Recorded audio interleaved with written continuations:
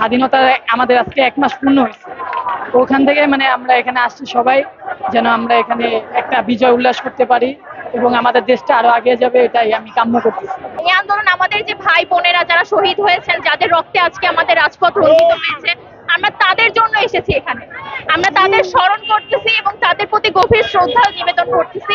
And এটা আমাদের দায়িত্ব যে তাদের স্মরণ করা, সবাই মিলে তাদের জন্য কিছু একটা করা, যাতে সব মানে বাংলাদেশের সবাই যেন তাদেরকে সারা জীবন মনে রাখে, তাদের আত্মত্যাগ সবসময় মনে রাখে। আজকে আমরা এসেছি শহীদদের শ্রদ্ধা দেওয়ার জন্য। এই আন্দোলনে অনেকেই শহীদ হয়েছেন আমরা জানি। মুগ্ধ আবু সাইদ এরা অনেকের রক্তের বিনিময়ে আমরা আজ এই স্বাধীনতা পেয়েছি। এটা একটা দ্বিতীয় বিপ্লব হিসেবে গণ্য হচ্ছে। স্বৈরাচারী শেখ হাসিনার পতন ঘটেছে এবং আমরা স্বাধীনতা পেয়েছি।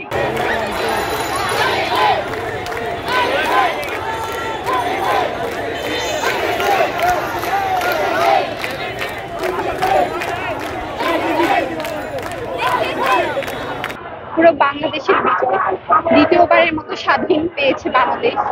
তো এই স্বাধীনতা যেন বাকি সময়টুকু অব্যাহত থাকে, সেটাই আমাদের পুরো বাংলাদেশের প্রচেষ্টা। এইভাবে আমরা একত্রিত হয়ে একতার মধ্য থেকে আমরা বাংলাদেশকে বারবার বিজয় করব। যতই আমাদের উপর আঘাত আসুক, আমরা সেই আঘাত যেন একতার মধ্য দিয়ে বিজয় এইভাবে উল্লাস করতে পারি।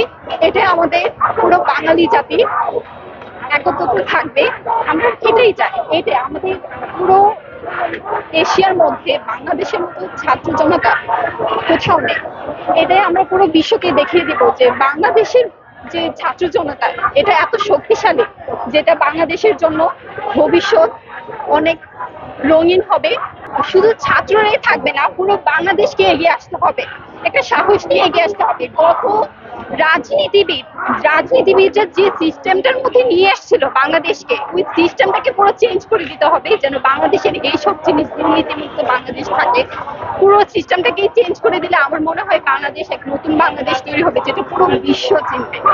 এভাবে এই বাংলাদেশকে এই ছোট আকারে কেউ দেখবে না, পুরো বিশ্ব চিনবে। এক নামে এখনকার বাংলাদেশের নামটা যেমন অনেকেই জানে না, অনেক বেশি জানে না, সেটার জন্য এক নামে সবাই চিনতে পারে বাংলাদেশকে।